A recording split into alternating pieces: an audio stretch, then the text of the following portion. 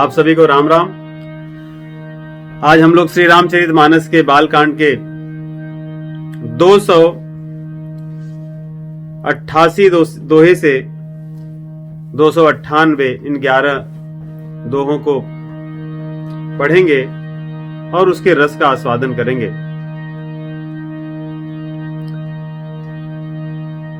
भगवान श्री रामचंद्र जी की अकारण करुणा कृपा के कारण ही हम सब उनकी इस पावन और मंगलकारी कथा का श्रवण कर पाते हैं।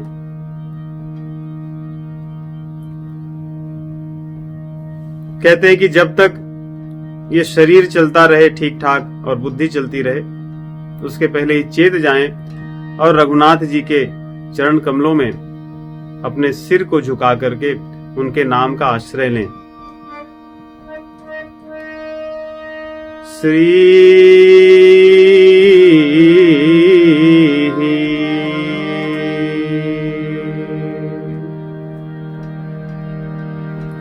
श्री सीतानाथ समारंभाम् श्रीरामानन्दार्य मध्यमाम् अस्मदाचार्य पर्यन्ताम् वन्दे श्री गुरु परम्पराम्।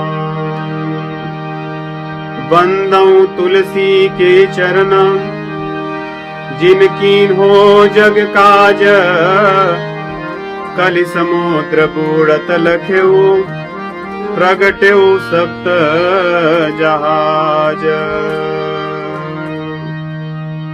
ये जीवन क्षण भंगुर है,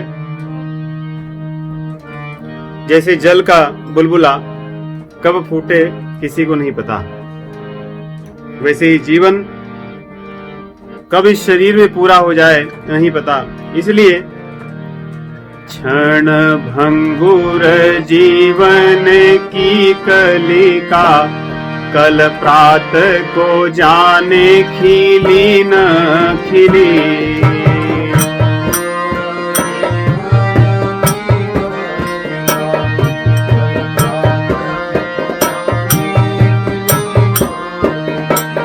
क्षण भंगुर जीवन की कलिका, कल प्रात को जाने खिली न खिली।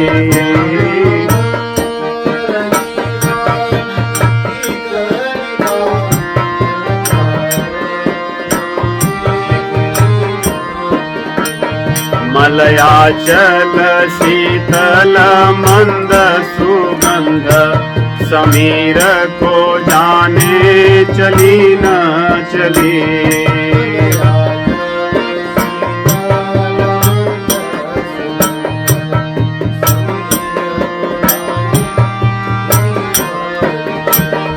मलयाचल शीतल मंद सुगंध, समीर न जाने मिली न मिली।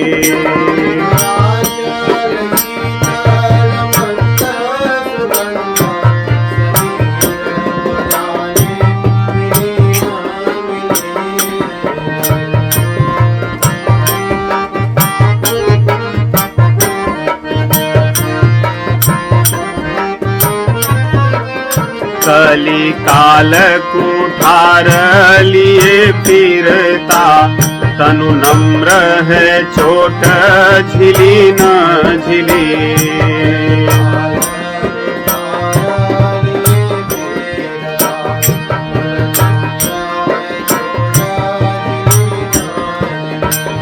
कलिकाल कुठार लिए फिरता, तनु नम्र है चोट झिली न झिली।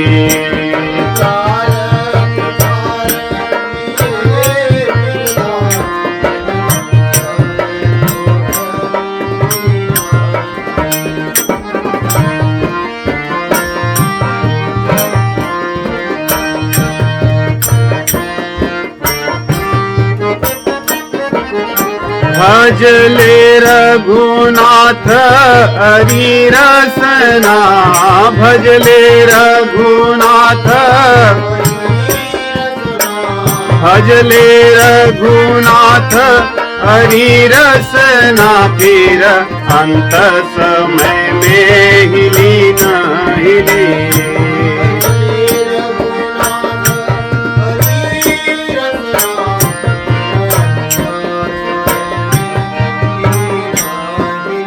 भजले रघुनाथ हरि रसना, फिर अंत समय में हिली न हिली।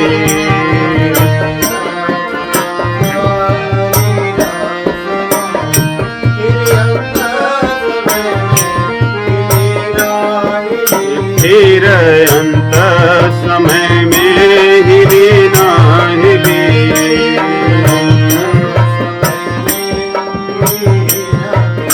भजले रघुनाथ हरि रसना, भजले रघुनाथ फिर अंत समय में हिली न हिली। फिर अंत समय में हिली न हिली।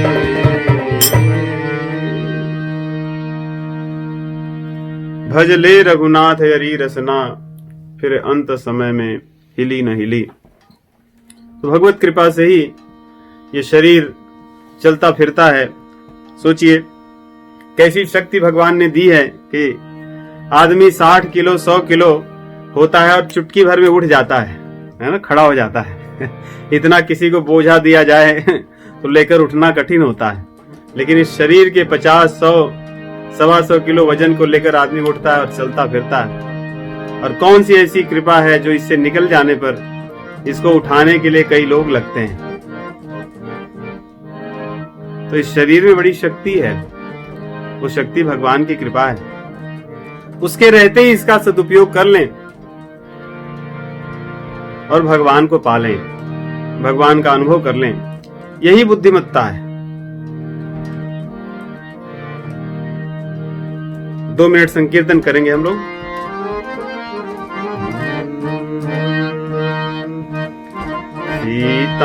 सीताराम सीताराम सीताराम सीताराम।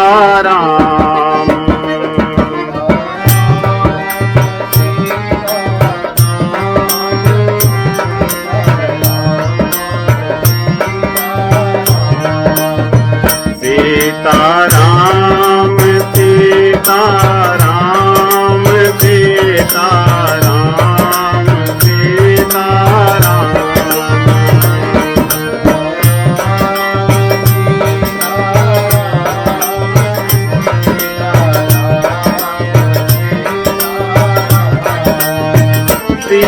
सीताराम सीताराम सीताराम सीताराम।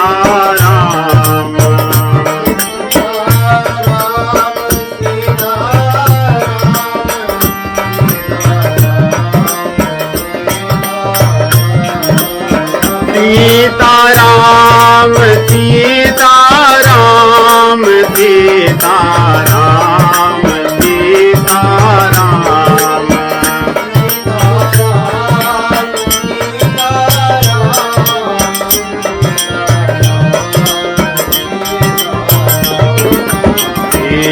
सीताराम सीताराम सीताराम सीताराम।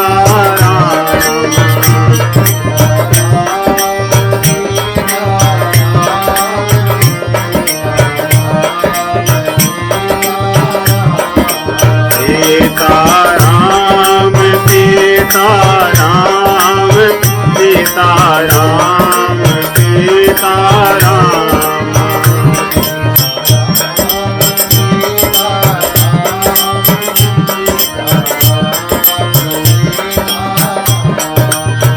सीताराम सीताराम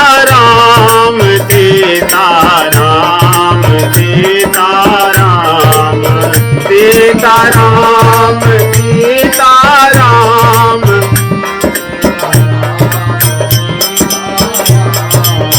सीताराम सीताराम सीताराम सीताराम सीताराम हनुमान।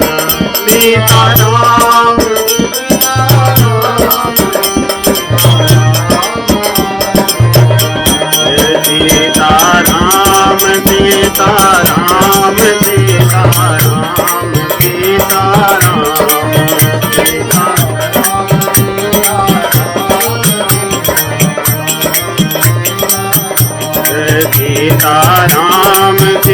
सीताराम सीताराम हनुमान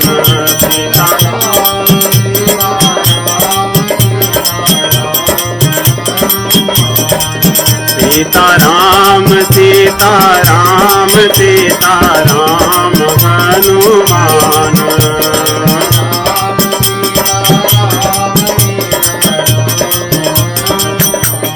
सीताराम सीताराम सीताराम हनुमान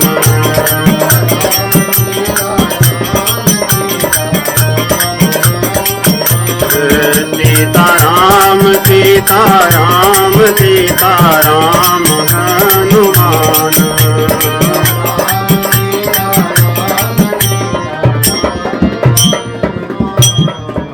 सियावर रामचंद्र भगवान की, पवन सुत हनुमान जी महाराज की, सद्गुरुदेव भगवान की जय। भगवान श्री रामचंद्र जी मिथिला में विवाह की दिव्य लीला कर रहे हैं। इसी क्रम में उन्होंने धनुष भंग किया और परशुराम जी के आ जाने पर उनके मोह को भी भंग किया। कई बार बाहर की चीजें तो भंग हो जाती हैं जो बड़ी कठिन होती हैं, कठोर होती हैं, लेकिन भीतर की जो दिखती नहीं है उसका भंग होना कठिन होता है, लेकिन भगवत कृपा से ही वो होता है। परशुराम जी जैसे ऋषि जिन्होंने पूरी पृथ्वी को क्षत्रियों से 21 बार विहीन कर दिया था, इतने शक्तिशाली थे, परंतु अपने मोह को भंग नहीं कर पाए। भगवान श्री रामचंद्र जी की कृपा से ही हुआ और भैया लक्ष्मण जी की कृपा से हुआ। मोह भंग होने के बाद में वे भी स्तुति किए भगवान की। उनको अपने द्वारा जो अर्जित था वो उनको सारंग धनुष दिए और वहां से तप के लिए पुनः महेंद्र पर्वत पर चले गए। भगवान श्री रामचंद्र जी के विवाह की तैयारियां मिथिला में होने लगी और उसके बाद जनक महाराज जी अपने गुरुओं से, मंत्रियों से तथा विश्वामित्र जी से विमर्श करके पूछते हैं कि क्या किया जाए। सभी के विमर्श के अनुसार जनक जी महाराज दूतों को अयोध्या में भेजते हैं और मिथिला में तैयारियां आरंभ कर देते हैं, क्योंकि पुत्री का विवाह है। बहुत सुंदर तैयारियां, सुंदर ढंग से नगर को सजाया जाता है, घर को नहीं नगर को, क्योंकि जानकी जी, किशोरी जी हैं तो पुत्री महाराज जनक जी की, लेकिन पूरे मिथिला की वो पुत्री हैं। सभी उनको अपनी पुत्री ही मानते हैं और कौन नहीं मानेगा। वही अभागा होगा जो किशोरी जी को अपनी बिटिया, बहन न माने। मिथिला के लोग तो आज भी इस कलयुग में भी अपने आप को धन्य मानते हैं कि किशोरी जी के कारण उनका नाता या संबंध भगवान से जुड़ गया और उनका मान बढ़ गया। तो वे सभी लोग महाराज जनक जी की जब आज्ञा हुई तो बड़े बड़े गुणी लोग और प्रबंधक जिनको कहते हैं, सब लोगों ने तैयारियां की, गुणियों को बुलाया और नगर को सजाने लगे। बड़ा सुंदर यहां वर्णन गोस्वामी जी करते हैं कि ये लोग इतने कुशल थे नक्काशी करने में, पच्चीकारी करने में और कोर करने में, अर्थात जैसे पत्थरों को की पच्चेकारी करके, नक्काशी कर करके उसमें से मूर्तियां बनाई जाती हैं। ऐसा लगता है कि उसी में से प्रकट होकर आ रहे हैं। आज भी ये शिल्प कला पूरे विश्व में कहीं यदि है तो भारतवर्ष में ही है, कहीं और ऐसी कला देखने को नहीं मिलती। उसी कला का वर्णन गोस्वामी जी करते हैं। कहते हैं कि मुक्ता है मणि, मुक्ता मणि है, और माणिक्य है जो लाल रंग का होता है, मरकत है, फिरोजा मणि जिसको फिरोजे भी कहते हैं, ये, और कुलिश जो श्वेत रंग का मणि होता है। ये सारे मणियों को लेकर के उन्होंने कृत्रिम ढंग से पेड़ बनाए, बांस बनाए बेनु हरित मणिमय सब कीन्हे। क्योंकि विवाह वगैरह में बांसों का उपयोग किया जाता है, उसके मंडप बनाए जाते हैं। केले के वृक्षों का उपयोग किया जाता है, क्योंकि ये सब मंगल, इनको देखने से ही मंगल होता है। कलश, केले के वृक्ष, बांस के वृक्ष, आम के वृक्ष, आम के फल, आम के बौर, आम की पत्तियां, ये सब बहुत मंगल हैं। इनको देखना ही मंगलमय होता है, इनकी उपस्थिति ही मंगलमय होती है। हमारी वैदिक परंपरा में इन चीजों का बहुत विशेष ध्यान दिया जाता है। विवाह एक मंगल कार्य है, इस मंगल कार्य में तामसी चीजें नहीं की जाती, ये वैदिक परंपरा है। इसमें सब चीजें सात्विक और मंगलमय होती हैं। इसलिए ये एक से बढ़कर ऐसे गुणी हैं कि इन लोगों ने जो बांस बनाए हैं, ये मणियों के बनाए हैं, पत्थरों के बनाए हैं, लेकिन कोई देखकर ये नहीं बता सकता कि ये कृत्रिम है, वास्तविक नहीं है। पान के पत्तों की भी आवश्यकता होती है, भी मंगल है। पान की लताएं भी इन्होंने बनाई, अहिबेली जिसको कहते हैं, ये भी बनाए, भी नकली है, कृत्रिम है, वास्तविक नहीं है। लेकिन कोई व्यक्ति ये नहीं बता सकता कि ये वास्तविक नहीं है। उन्होंने विविध प्रकार के कमल के पुष्प बनाए, लाल रंग के। देखिए यहां लिखते हैं, माणिक मरकत कुलिश पीरोजा, चीरी कोरी पचीर चे सरोजा। पत्थरों को चीर करके उसमें कोर कर करके एकदम बढ़िया सुंदर बना करके पुष्प बना दिए हैं कमल के।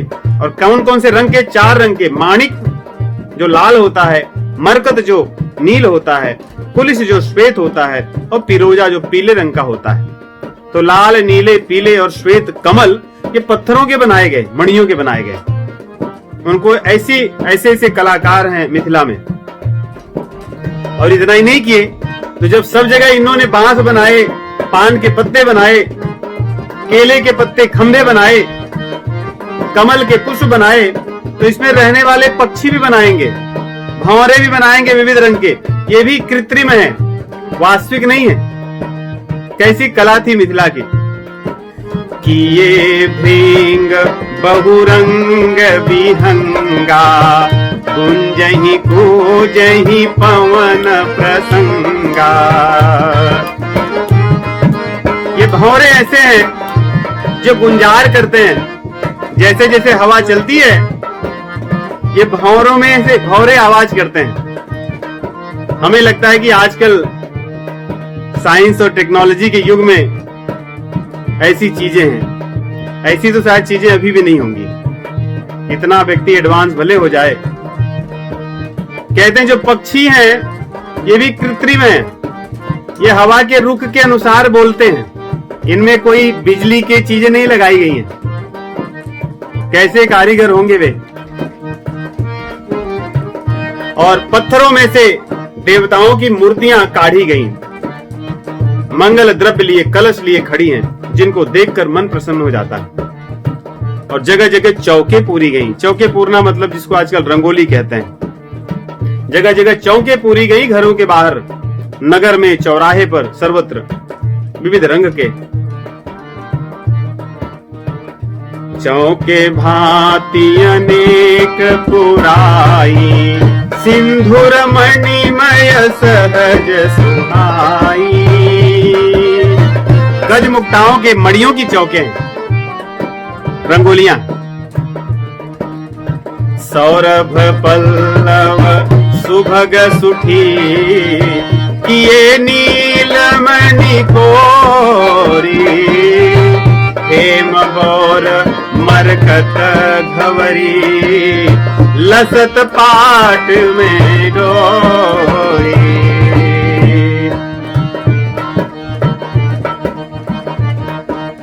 आम के पत्ते, आम के बौर अर्थात पुष्प, और आम ये भी कृत्रिम बनाए गए हैं। और आम के पत्तों को बांध करके जो बंधनवार बनाई जाती है, जिसको बोलचाल में तोरण भी कहते हैं, बंधनवार दीवारों, दरवाजे पर लगाया जाता है, द्वारों पर लगाया जाता है, ये भी कृत्रिम है। सब कुछ आम के पत्ते और आम के बौर का बना हुआ है, पुष्प का बना है, और उसमें जो रेशम की डोरी से उसको बांधा गया है, और किसी को देखकर लगता नहीं कि ये कृत्रिम है। ये देख करके ऐसा लग रहा है कि काम देवता ने अपने फंदे फंसा करके रखे हैं सबको, और सबको बांध रखा है, कोई यहां वहां भाग नहीं रहा है, सब बहुत सुशोभित हो रहा है। गोस्वामी जी इसलिए लिखते हैं कि काम के फंदे बड़े मजबूत होते हैं, उससे छूटना कठिन होता है। जिस पर भगवान की कृपा होती है वही इस फंदे से बाहर निकलता है। ते उबरे ते ही काल मह जे राखे रघुवीर, जिसको रघुवीर रक्षा करते हैं वही काम के फंदे से मुक्त होता है। इसलिए गोस्वामी जी यहाँ कहते हैं ये सब चीजें ऐसी एक दूसरे में गुथी हैं और इतनी सुंदर प्रतीत हो रही हैं कि मानो कामदेव ने ही सब फंदे लगाकर सबको बांध रखा है। इसके अतिरिक्त माता जानकी के लिए जो वितान बनाया गया, मंडप बनाया गया, कहते हैं उसकी दिव्यता का वर्णन कोई नहीं कर सकता। और वैसे ही एक दिव्य मंडप भगवान श्री रामचंद्र जी के लिए बनाया गया। दुल्हन और दुल्हा गोस्वामी जी लिखते हैं, जेहि मंडप दुल्हिनी बै देहि, सोबर नहीं असी मति कवि केहि।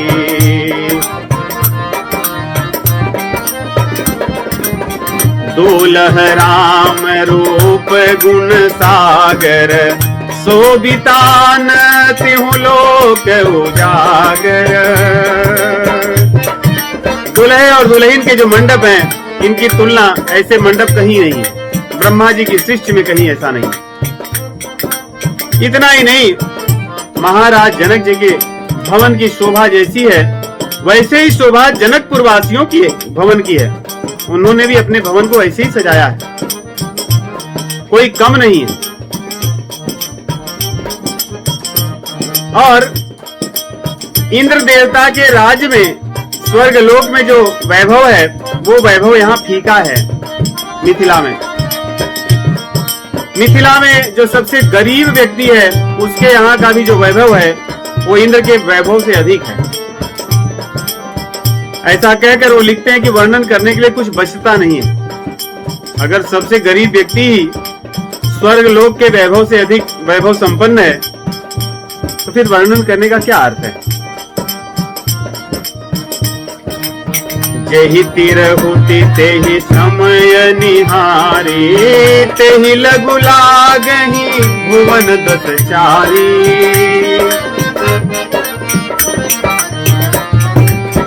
जो संपदा नीच गृह सोहा, सो बिलोकी सुर नायक मोहा।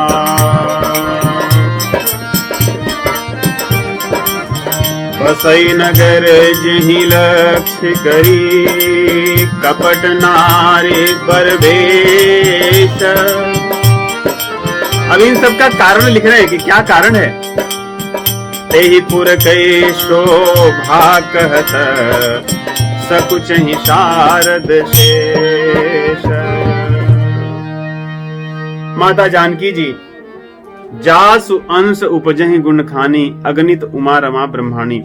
जिसके एक अंश से अगणित उमा रमा और ब्रह्माणी सरस्वती उत्पन्न प्रकट होती हैं, उनके नगर में ऐसी शोभा हो जाए ये कोई आश्चर्य की बात नहीं है। कह रहे हैं यहां पर मिथिला में आज जितनी भी लक्ष्मी हैं, वैभव लक्ष्मी हैं, महालक्ष्मी हैं, वैसे लक्ष्मी जो वैकुंठ में रहती हैं वे हैं। एक रमा है जो क्षीर सागर में रहती हैं, क्षीरोदक शाही विष्णु के साथ जो उनकी सेवा करती हैं। जितने भी प्रकार की लक्ष्मी हैं वे सभी मिथिला नगर में सेवा के लिए कपट रूप अर्थात अपने वेश को बदल करके वहां पर विराजमान है और माता सीता जी की सेवा में लगी है। जैसी जैसी उनकी आज्ञा होती है वैसे वैसे अपने वैभव को वहां प्रकट करती हैं। इसलिए मिथिला के वैभव का वर्णन करना असंभव है। शारदा जी भी नहीं कर सकती और सहस्रों मुख वाले शेषनाग भी नहीं कर सकते। आगे गोस्वामी जी लिखते हैं, अयोध्या में प्रवेश करते हैं। अब कहते हैं कि जो दूत भेजा गया था वो अयोध्या में आता है और बहुत आनंद अयोध्या के लोग जब देखते हैं, अयोध्या में जब पहुंच कर ये दूत देखते हैं तो उन्हें बहुत अच्छा लगता है। और महाराज दशरथ जी को जब ये संदेश मिलता है, वो दौड़ करके उन दूतों को बुलवाते हैं और स्वयं अपने हाथ से चिट्ठी लेते हैं। जो पत्रिका आई है, सोचिए कोई राजा अपने हाथ से दौड़कर कोई उस पत्रिका को ले और उसको पढ़े स्वयं। राजाओं के यहां तो ये सब कार्य करने के लिए सेवक होते हैं, मंत्री होते हैं, परंतु इतनी उत्सुकता है उन्हें भगवान श्री रामचंद्र जी से, ऐसा प्रेम है उन्हें कि उनके प्रेम के लिए महाराज दशरथ जी ने कभी भी अपने पद को नहीं देखा। चक्रवर्ती यहां पे लिखते हैं, चक्रवर्ती महाराज दशरथ जी भगवान श्री रामचंद्र जी के लिए क्या नहीं किए। रघुकुल रीति सदा चली आई, प्राण जाई पर वचन न जाई। ऐसी रीति वाले महाराज विश्वामित्र को कह चुके थे कि मैं राम जी को नहीं दूंगा। आपको मैंने वचन तो दे दिया है, लेकिन आपने राम जी को मांग लिया है, तो मैं राम जी को नहीं दूंगा। उसके कारण मुझे कलंक लग जाए तो क्या, मैं नहीं दे सकता। चौथे पन पायों सुतचारी, विप्र कहेऊ नहीं वचन विचारी। ऐसी बात विश्वामित्र जी को कहते हैं कि आपने वचन अच्छा नहीं किया, आपकी वाणी अच्छी नहीं है, आप सोच विचार कर नहीं बोले, आपको सोच विचार कर बात करना चाहिए। कैसी बात करते हैं आप, मेरे पुत्र को ले जाएंगे, असंभव है। वो महाराज जनक जी दौड़ करके पत्रिका को अपने हाथ से उठाकर और पढ़ते हैं। उस पत्रिका में कुछ खट्टी और मीठी दोनों तरह की बातें लिखी गई हैं, क्योंकि इस पत्रिका में विश्वामित्र जी के साथ भगवान जब से गए हैं तब से लेकर के अब तक की सारी बातें लिखी गई हैं। सोचिए, सुबाहु, मारीच, ताटका, उसके बाद में यज्ञ में रक्षा करते समय इतने जो राक्षस आए, इन सब राक्षसों को साथ युद्ध करना इस 12 वर्ष के बालक के साथ, ये कोई अच्छी बात है? कितनी खट्टी बातें, मन में पीड़ादायक। उसके बाद में धनुष भंग हो जाए, ऐसी मीठी बात, और धनुष भंग होने के बाद में परशुराम आए और बोले कि मैं तुम्हें मार दूंगा लक्ष्मण को, कितनी खट्टी बात। अहिल्या जी का उद्धार हुआ, कितनी अच्छी बात, लेकिन उसका जो कारण था, सारी चीजें लिखी गई हैं इस पत्रिका में कि किस प्रकार भगवान श्री रामचंद्र जी विश्वामित्र जी के साथ जाते हैं, उनके यज्ञ की रक्षा करते हैं, राक्षसों का वध करते हैं। उसके बाद में जनकपुर में जाते हैं और वहां पर धनुष भंग कैसे होता है और किस प्रकार परशुराम जी वहां पर आकर के अपने आतंक को, क्रोध को दिखा करके और फिर चले जाते हैं। तो सारी बातों को सुनते हैं और उनके मन में थोड़ा दुख होता है, फिर आनंद आता है, दुख होता है और आनंद आता है। इसलिए गोस्वामी जी लिखते हैं कि एक बार पढ़ने के बाद उन्होंने फिर से पढ़कर सुनाया सब लोगों को। पहले स्वयं पढ़े, फिर सभासदों को पढ़कर सुनाया। पुनि धरि धीर पत्रिका बाची, हरखी सभा बात सुनि साची।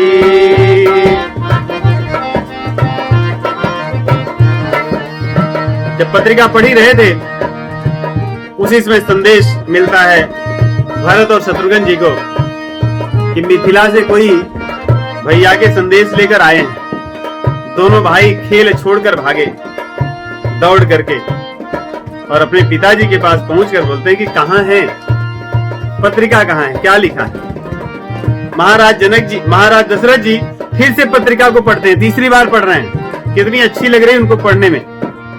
अपने पुत्र के विवाह की पत्रिका है, पढ़ने में उन्हें अच्छा लग रहा है, बार बार पढ़ रहे हैं। दोनों भाइयों के लिए फिर से पढ़ते हैं। कुशल प्राण प्रिय बंधु दो, अहि कहु के ही देश।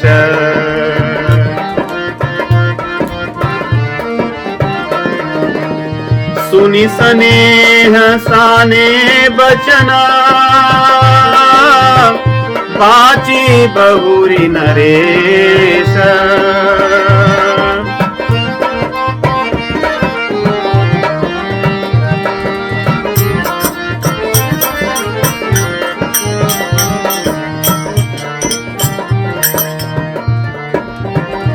अब महाराज जनक जी दूत को अपने पास में बैठा करके और पूछते हैं कुछ बातें प्रेम से। देखिए कैसे शब्द का प्रयोग कर रहे हैं, संबोधन कैसे कहते हैं, कितना प्रेम है। क्योंकि ये दूत भगवान श्री रामचंद्र जी का संदेश लेकर आया है और कोई इसके अंदर उपाधि नहीं है। ये दूत है, एक सामान्य दूत, परंतु क्योंकि राम जी का संदेश लेकर आया है इसलिए दूत बहुत प्रिय है। महाराज दशरथ जी इसको कह रहे हैं, भैया रामचरितमानस में भैया शब्द का संबोधन जब बहुत प्रेम है वहीं किया गया है। माता कौशल्या जी भगवान श्री रामचंद्र जी के लिए करती हैं और अवधी भाषा में भैया शब्द संबोधन बहुत प्रेम से किया जाता है। भैया शब्द जरूरी नहीं भाई को ही कहा जाए, किसी को भी कहते हैं जो बहुत प्रिय हो अपना, भैया कह रहे हैं। ऐसे ही माता कौशल्या जी कहती हैं, पितु समीप तब जाए हो भैया, पितु समीप तब जाए हो भैया, भाई बड़ी बार जाए बली मैया। जब रामचंद्र जी जाते हैं उनको बताने के लिए कि मैं जा रहा हूं वन में, भैया कहती हैं। वैसे यहाँ पे महाराज इस दूत को भैया कह रहे हैं। भैया कहु कुशल दो बारे, तुमनी के निज नयन निहारे।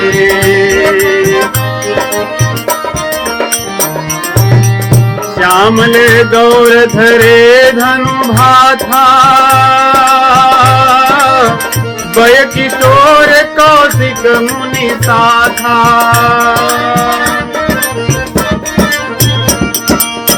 पहचान हो तुम कहु सुभाऊ, प्रेम विवश पुनि पुनि कहराऊ।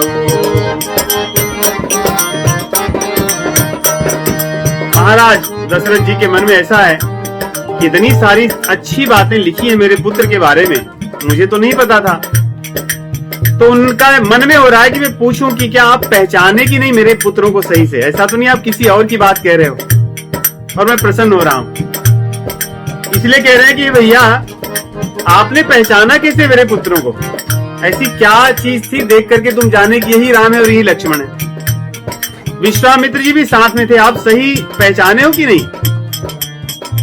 एक और तीसरी बात बता रहे हैं जिससे एक तरह से सुनिश्चित हो जाए कि रामचंद्र जी हैं और लक्ष्मण जी ने ऐसा कार्य किया।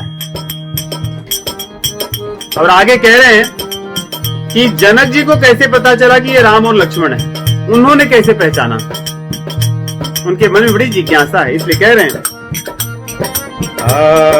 कहु विदेह कवन विधि जाने, सुनि प्रिय बरदूत मुस्काने।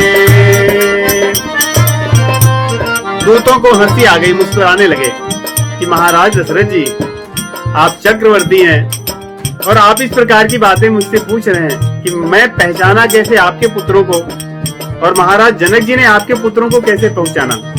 ये तो सामान्य सी चीज है। क्या वन में सिंह को पहचानने के लिए कोई पढ़ाई करनी पड़ती है? वो तो जहां भी खड़ा रहे सभी पहचान लेते हैं। हाथियों का बड़ा से बड़ा झुंड हो, उसमें सिंह का एक बच्चा चले जाए तो सभी पहचान लेते हैं, उसकी उपस्थिति सभी को पता चल जाती है उसके आने से। कह रहे हैं आपके पुत्र पूछने लोग नहीं है कि कौन है, कैसे पहचाने, उन्हें तो कोई भी पहचान सकता है। और उसके बाद में सारी कथा बताते हैं कि किस प्रकार जनकपुर में भगवान श्री रामचंद्र जी आए और धनुष यज्ञ में किस प्रकार वे सम्मिलित हुए, धनुष यज्ञ में रावण किस प्रकार आया, बाणासुर किस प्रकार आया, वे सब चले गए। बड़े बड़े भूपति थे, महाभट थे, वे सब आए, कोई धनुष को हिला न सके। परंतु भगवान श्री रामचंद्र जी ने उस धनुष को उठा लिया।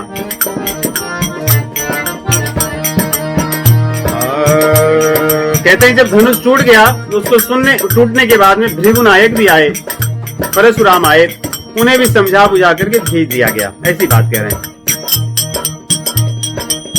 राजन राम यतुल बल जैसे, तेज विधान लखन पुनि तैसे। राम जी की बात करके अब लखन की बात कर रहे हैं कि जैसे राम जी हैं वैसे लखन भी हैं, कोई अंतर नहीं है उनमें, तेज में, गुणों में, बड़े शक्तिशाली हैं। कहते हैं जिसके देखने से ही, जब रंग भूमि में थे लक्ष्मण जिसकी तरफ देख लेते थे वो कांपने लगता था राजा, ये लक्ष्मण जी की विशेषता बता रहे हैं। देव देखी तब बालक दो, अब नया खितर आवत को।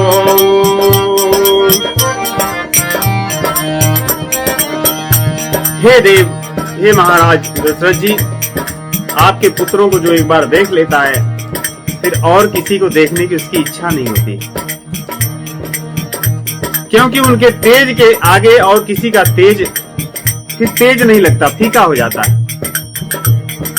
उनकी विनम्रता और मधुर वाणी के सामने किसी अन्य की विनम्रता मधुर वाणी को क्या कहना।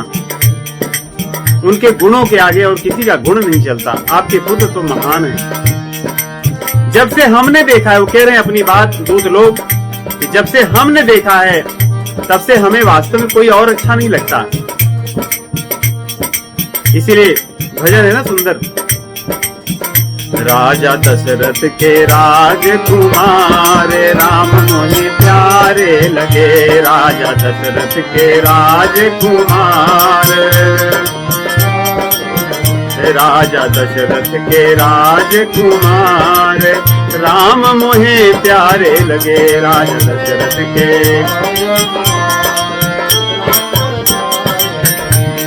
तो इस प्रकार दूत श्री रामचंद्र जी और लक्ष्मण जी के गुणों का वर्णन करते हैं, और जितनी भी घटनाएं घटित हुई थी मिथिला नगर में सबको उन्होंने पत्रिका में तो लिखी ही थी, उन्होंने स्वयं अपने मुख से भी बताया और सभी को बहुत अच्छा लगा।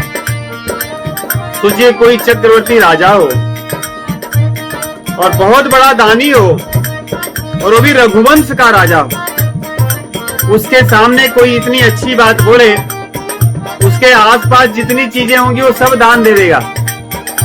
महाराज दशरथ जी उसको दान देने लगे, जो कुछ भी उनके हाथ में आया सब उठा करके दूत को देने लगे इस संदेश के लिए। और यही नीति है। देखिए, जब कोई व्यक्ति हमें सुख संदेश दे तो उसमें दान देना चाहिए। दान देने की बड़ी महत्ता है। सुख संदेश के समय मिलने पर या सुख संदेश देने वाले को निश्चित रूप से कुछ देना चाहिए। इसलिए महाराज जनक जी देने लगे, दशरथ जी देने लगे।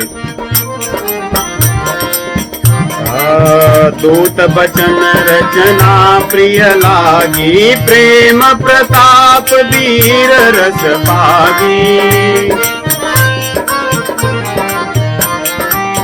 सभा समेत राव अनुरागे,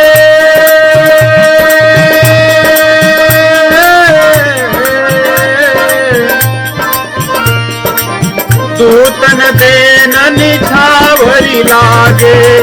दूतन देन निछावरी लागे। दूतन देन निछावरी लागे।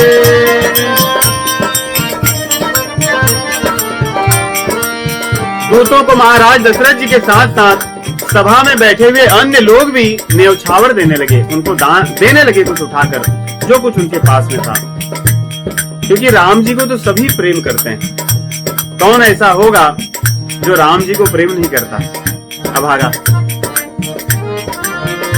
राम जी को न चाहने वालों में या न चाहने वालों को तो रावण ही कहा जाता है। रावण ऐसा दुर्धर्ष राक्षस था, उसका सगा भाई भी भगवान को प्रेम किए बिना नहीं रह सका, विभीषण। और भगवान के प्रेम के वशीभूत होकर के अपने पूरे कुल का भी उसने सर्वनाश करा दिया, और वो धर्म में हुआ। तो राम जी हमारे ऐसे हैं। इसलिए जब उनके बारे में ऐसे सुख संदेश सुना तो सभा में बैठे हुए सभी लोगों ने न्यौछावर किया। न्यौछावर अर्थात जो पास में हो दे देना, दान दे देना। लेकिन ये दूत कहां से आए हैं? देखिए, दूत भी आए हैं मिथिला से, भी बड़े धर्म में।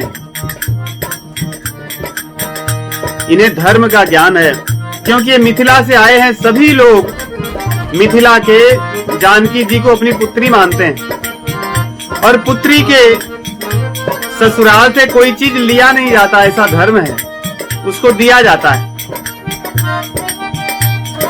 इसलिए इन दूतों ने लिया नहीं कोई चीज, और वो क्या क्या दे रहे हैं ये सुना भी नहीं, अपने कान को बंद कर लिया कि मैं सुनूंगा भी नहीं कि आप क्या क्या देने के लिए कह रहे हैं।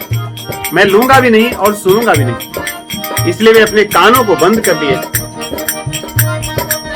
कही अनीति ते मुँह दही काना, धर्म विचार सब ही सुख माना।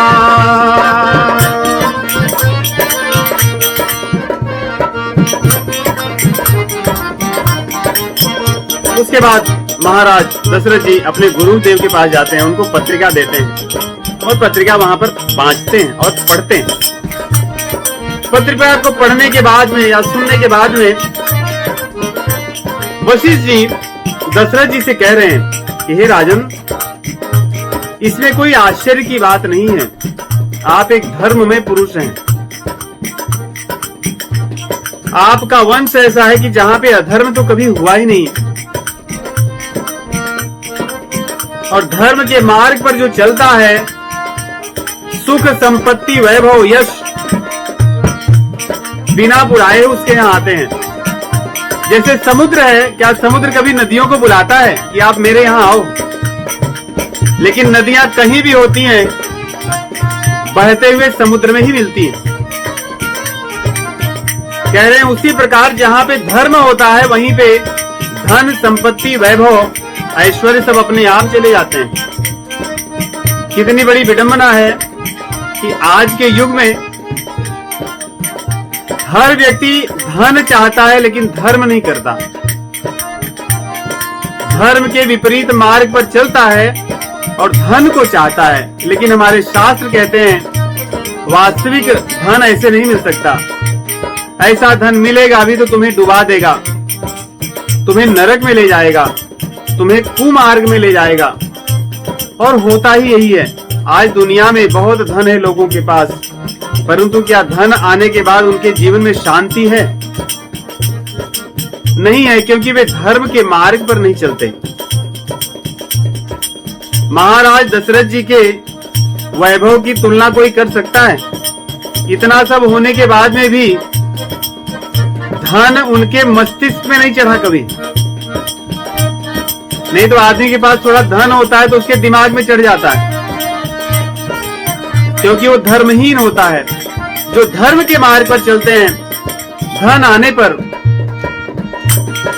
उनके अंदर विनम्रता होती है, उनका पतन नहीं होता। इसलिए यहाँ पे गुरुदेव कह रहे हैं वशिष्ठ जी, सुनी बोले गुरु अति सुख पाई, पुण्य पुरुष कहूँ मही सुख छाई।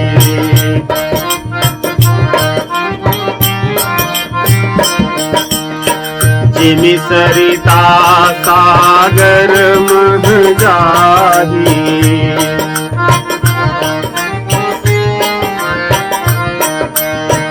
यद्यपि ताहि कामना नाही,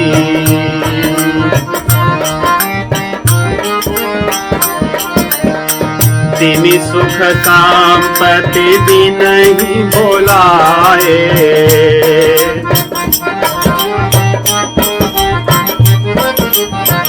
धर्मशील पहि जाहि सुभाए,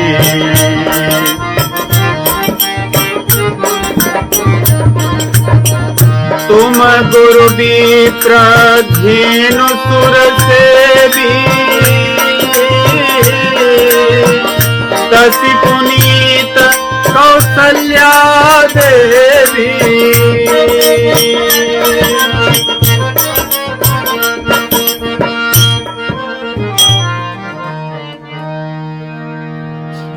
गुरुदेव कहते हैं कि आपके जैसा धर्मशील व्यक्ति कोई नहीं है। और इतना ही नहीं, आप तो धर्मशील हैं ही। देखिए, अवधपुरी की या रघुवंशियों की यही एक विशेषता है कि वहां पे ऐसा नहीं कि एक जन धर्म के मार्ग पर चल रहे हैं और दूसरे अधर्म के मार्ग पर। जब भगवान श्री रामचंद्र जी के जन्म की चर्चा को स्वामी जी करते हैं, उस समय भी जब अयोध्या में महाराज दशरथ जी के वैभव का और उनके धर्म का वर्णन करते हैं, उस समय भी कौशल्या जी के और अन्य रानियों के व्यवहार की चर्चा करते हैं कि किस प्रकार वे भी धर्म में हैं। ऐसा नहीं कि महाराज दशरथ जी धर्म में हैं और बाकी लोग नहीं हैं। कहते कि ऐसे महाराज हैं कि जो धर्म धुरंधर गुण निधि ज्ञानी, हृदय भगति मति सारंग पानी, कौशल्यादि नारी प्रिय, सब आचरण पुनीत। दोहे 188 में लिखते हैं कि आप तो धर्म धुरंधर हैं ही, आप गुणनिधि हैं, ज्ञानी हैं, भगति मति, हृदय भगति मति सारंग पानी, आपके हृदय में भक्ति है और मन में आपके भगवान बसते हैं। लेकिन जो कौशल्या आदि जो रानियां हैं, ये भी धर्म के मार्ग पर चलने वाली हैं, धर्म का आचरण करने वाली हैं। यहां पर भी देखिए पुनः वशिष्ठ जी यही बात कह रहे हैं कि आप जिस प्रकार हो, तुम गुरु विप्र धेनु सुर सेवी, आप देवताओं की, गुरु की, ब्राह्मणों की, गौओं की सेवा करने वाले हो। तस पुनीत कौशल्या देवी, और कौशल्या देवी भी उसी प्रकार पवित्र आचरण करने वाली हैं। इसलिए यदि आपके यहां ऐसे पुत्र नहीं होंगे तो कहां होंगे। हम सभी भगवान श्री रामचंद्र जी जैसे पुत्र चाहते हैं। महाराज दशरथ जी के गुणों का अनुसरण करना चाहिए, धर्म का, क्योंकि जहां धर्म होता है वहीं भगवान होते हैं, और जहां धर्म नहीं होता वहां भगवान नहीं होते। इसलिए भगवान कहते भी है कि जब जब होई धर्म कई हानि, और धर्म इतना प्रिय है भगवान को, यदि उसकी हानि ग्लानि होती है तो भगवान प्रकट होते हैं उसकी रक्षा करने के लिए। यदा यदा ही धर्मस्य ग्लानिर्भवति भारत, जब जब धर्म का ह्रास होता है और अधर्म बढ़ता है तो भगवान प्रकट होते हैं। धर्म इतना प्रिय है भगवान को। इसलिए गुरुदेव कह रहे हैं कि क्यों नहीं आपके यहां भगवान आएंगे, आपके यहां ऐसी संतान क्यों नहीं उत्पन्न होगी। इसलिए हमें अपने आचरण को अवश्य ध्यान रखना चाहिए और हमारे आचरण धर्ममय हो। इसी से धन संपत्ति वैभव और भगवान भी आते हैं हमारे यहां। इसके बाद गुरुदेव कहते हैं कि चलो अब तो बहुत अच्छी बात हो गई, अब कल्याण की, विवाह की तैयारी कीजिए, सभी को आज्ञा दीजिए, सब लोग तैयारी करें। अब बारात चलेगी यहां से अयोध्या से और विवाह का आनंद लेंगे हम सभी लोग। उनकी आज्ञा सुन करके वहां से निकलते हैं महाराज दशरथ जी और रनिवास में जाते हैं, रानियों से मिलते हैं, रानियों को पुनः चिट्ठी देते हैं, पढ़ते हैं और उनको चिट्ठी भी देते हैं। रानियां भी सुनती हैं एक बार, फिर पढ़ती हैं। और महाराज दशरथ जी जब वहां से चले जाते हैं रनिवास से, राजा सब रनिवास बुलाई, जनक पत्रिका बाजी सुनाई, सुनी संदेश सकल हर्षानी, अपर कथा सब भूप बखानी। और जब वहां से चले गए तब उन लोगों ने ब्राह्मणों को बुलाया, उनको बहुत दान दिए, याचकों को बुलाया, उनको बहुत दान दिया। दान दे करके वे आनंद लिए। देखिए कह रहे हैं, मुनि प्रसाद कही द्वार सिधाए, रानी न तब मही देव बुलाए।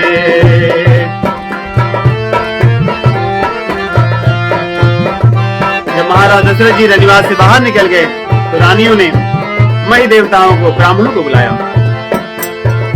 दिए दान आनंद समेता, चले दे प्रवर आशिक देता।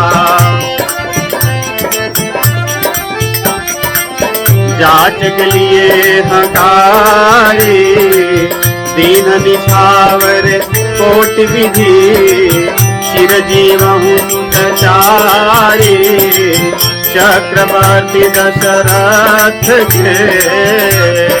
सभी लोग आशीर्वाद दे रहे हैं भगवान को कि हे महाराज दशरथ जी, आपके चारों राजकुमार चिरंजीवी हों। सदैव मंगल के समय में सभी का आशीर्वाद लें हम।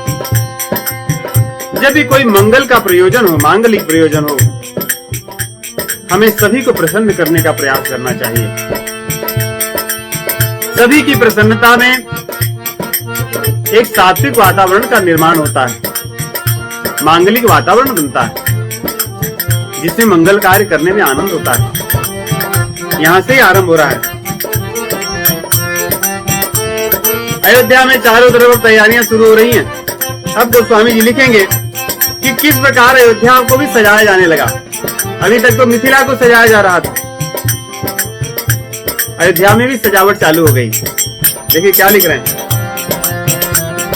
भुवन चारे दस भराऊ छाहू जनक सुतार गुंजीर निवारो। जनक सुता और रघुवीर के विवाह का अवसर है। 14 भुवन में आनंद ही आनंद। अतल वितल सुतल तलातल महातल रसातल पाताल, पृथ्वी लोक, भूवर लोक, स्वर्ग लोक, महर लोक, जन लोक, तप लोक और सतलोक, ये 14 लोकों में आनंद ही आनंद भर गया है। क्योंकि रावण का आतंक वास्तव में सर्वत्र था। सभी लोग को आनंद इसलिए हो रहा है कि कुछ दिन में दुख के बादल छंट जाएंगे, रावण का वध होगा। आगे कह रहे हैं सब लोग अपने अपने चौकों को, घर को, गलियों को संवारने लगे। यद्यपि अवध सदैव सुहावनी, रामपुरी मंगलमय पावनी। राम जी की पुरी है ये, सदैव मंगलमय है, सदैव सुहावन है, सदैव दिव्य है, फिर भी सजाया जा रहा है। गोस्वामी जी कितने, वो चाहे जहां रहे अयोध्या और राम जी को नहीं छोड़ते। इसलिए अयोध्या को सजाने का जो वर्णन लिखने जा रहे हैं उसके पहले ही वो कह दिए कि अयोध्या को सजाने की आवश्यकता नहीं है। फिर भी लोग सजा रहे हैं तो सजाएं। यद्यपि अवध सदैव सुहावनी, रामपुरी मंगलमय पावनी।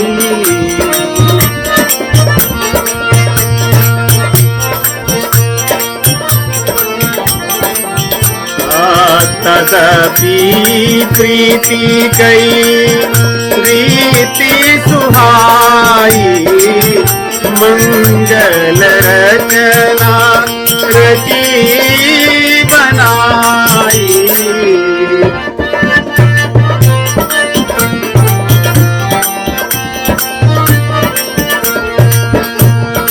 सभी गलियों को सुगंधित द्रव्यों से सींचा गया है। सब जगह फव्वारे लगे हैं, कहीं धूल नहीं है।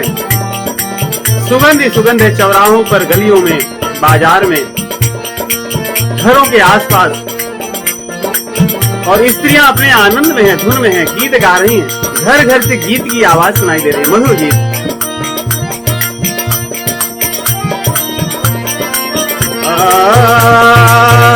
जहाँ तह जोथ जोथ मिली भामी, सजी नवतप्त सकल दुति दामिनी। विधु बदनी मृग सावक लोचनी, निज स्वरूप रति मान विमोचनी। स्त्रियां आभूषणों से सजी हैं, प्रसन्न चित्त है उनका और गीत गा रही हैं। साथ में मिल करके जूथ की जूथ, झुंड की झुंड अवधवासिनियां हैं, वे नृत्य कर रही हैं और गीत गा रही हैं। गावहि मंगल मंजुल बानी, सुनी कल रव कल कंठ लजानी। मधुर गीत है। गावहि सुंदरी मंगल गीता, लई लई राम राम सीता।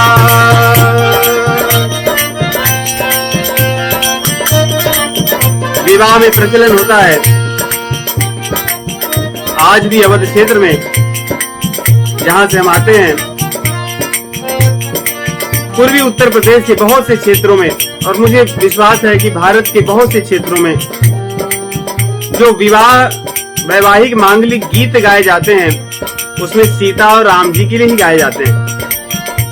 आज भी देखिए यहाँ कह रहे हैं कि विवाह तो हुआ नहीं है अभी तक, लेकिन स्त्रियां गीत गा रही हैं, लई लई नाम राम और सीता, राम और सीता के नाम ले लेकर के गीत गा रही हैं।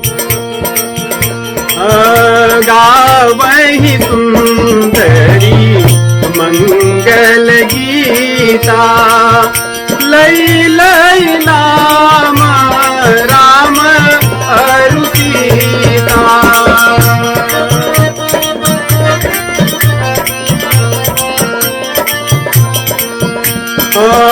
बहुत उठाह भवन अति थोरा, मानहु मजी चला चहोरा।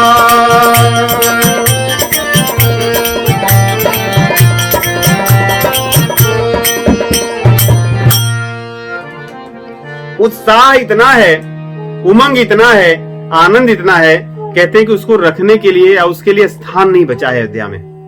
कितने सुंदर शब्द लिख रहे हैं। ऐसा होता है कई बार कि लोगों को रहने के लिए स्थान कमी हो जाती है। गोस्वामी जी लिख रहे हैं ऐसा कुछ नहीं है, उत्साह वहां पे इतना बढ़ गया कि अयोध्या में स्थान नहीं कि उत्साह जाए कहां, आनंद जाकर रहे कहां। ये स्थिति है अयोध्या की। और ये तो घर के लोगों की स्थिति, स्त्रियां जो थी सजा रही थी, जो लोग थे अपने अपने घरों को सजा रहे थे, सब गीत गा रहे हैं, आनंद ले रहे हैं। ब्राह्मण जगह जगह पे वेद मंत्रों का उच्चारण कर रहे हैं, स्वस्ति वाचन कर रहे हैं, पाठ कर रहे हैं, भजन कीर्तन सर्वत्र चल रहा है, नित्य चल रहा है, आनंद उत्सव है सर्वत्र। और यहाँ पे भैया भरत भी अपनी तैयारी शुरू कर दी है। भरत जी के साथ जो उनके सखा हैं वे भी तैयारी शुरू कर दी है। अब ये क्या तैयारी कर रहे हैं कि भाई बारात में कौन कैसे चलेगा, क्या पहनेगा, चलेंगे कैसे, कौन कौन सी गाड़ी पे चलेगा। तो इन्होंने साहनी को बुलाया। साहनी होते थे जो घुड़साल की देखरेख करते थे, घोड़ों को जो पहचानने वाले लोग होते थे या उनका पालन पोषण करने वाले, उन्हें साहनी कहते थे। भरत जी ने साहनियों को बुलाया कि भाई जो तुम्हारे घोड़े थे अभी तक पाले पोसे उनको ले आओ। घोड़ों का वर्णन करते हैं, कहते हैं घोड़े ऐसे हैं, जे जल चलहि थलहि की नाही। ये पानी पे भी थल की तरह चलते हैं, ये इतने तेज चलने वाले घोड़े हैं। कहते हैं जैसे किसी का हाथ अगर गर्म तवा पे पड़ जाए तो कितने समय तक वो रखेगा, पड़ते ही तुरंत उठाता है, कोई उसको कहता नहीं है। ऐसे ये घोड़े हैं, इनके पैर कभी जमीन पर नहीं पड़ते, ऐसे ये पाले पोसे गए। नाना जाति न जाहि बखाने, निदरी पवन जनु चहत उड़ाने। ऐसा लगता है कि ये उड़ करके चलने वाले हैं, ये जमीन पर नहीं चलते, ऐसे घोड़े। इन घोड़ों को तैयार किया गया और हाथियों को भी तैयार करेंगे, घोड़ों को भी तैयार करेंगे, उन सब पर बैठ करके सब चलेंगे। गोस्वामी जी लिखते हैं कि जो छैले लोग हैं, अर्थात जो युवक लोग हैं, छैल छबीले लिख रहे हैं कि जो छैल छबीले हैं, जिनका सब कुछ बड़ा सुंदर होगा, चलना भी सुंदर होगा, बोलना भी सुंदर होगा, और उनकी सब चीजें भी बड़ी सुंदर ही होंगी, कोई पुरानी ऐसी चीजें वो नहीं रखेंगे। ऐसे सब छैल छबीले भरत, शत्रुघ्न और उनके सभी सखा लोग ये अपनी तैयारी में लग गए। तीन सब छयल भये असवारा, भरत सरिस बयराज कुमारा।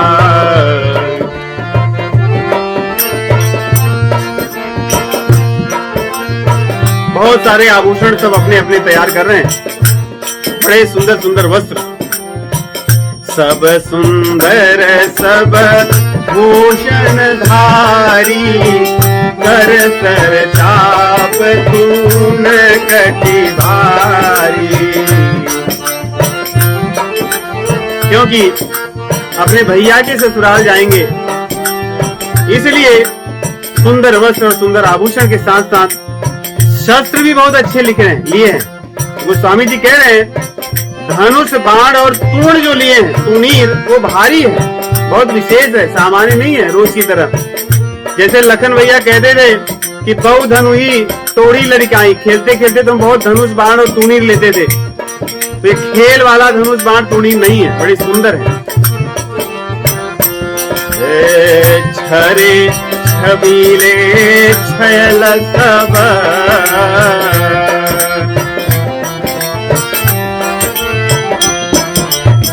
छरे छबीले छैल सब, सूर सुजानन वीना।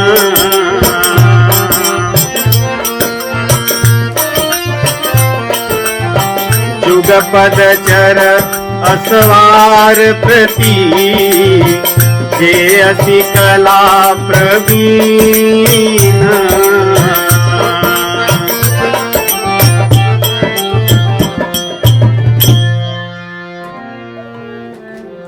छरे, छबीले और छैल, ये सब छैले हैं, छबीले हैं, लेकिन इनके साथ शब्दों को क्या रखा है गोस्वामी जी ने?